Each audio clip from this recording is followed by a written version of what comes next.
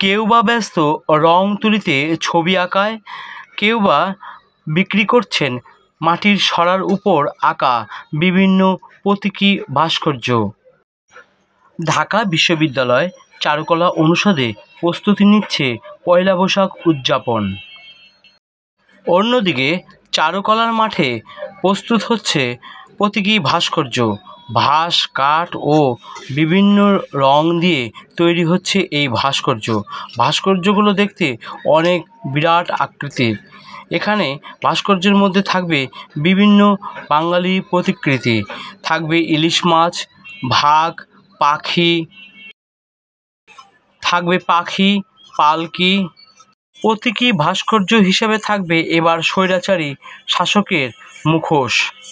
নববর্ষের ঐক্যতান, ফ্যাসিবাদের অবসান, এই প্রতিবাদে উদযাপিত হবে নববর্ষের শোভাযাত্রা। কাপড়ের মধ্যে রং তুলিতে ছবি আঁকছেন বাঙালির বিভিন্ন প্রকৃতির দৃশ্য, নারী, পাখি, কৃষক, কৃষাণী, প্রজাপতি, মাছ।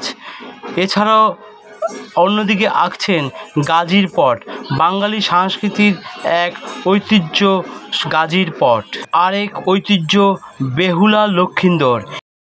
আনন্দ উল্লাসের মধ্য দিয়ে বাঙালি নতুন বছরকে বরণ করে নেবে।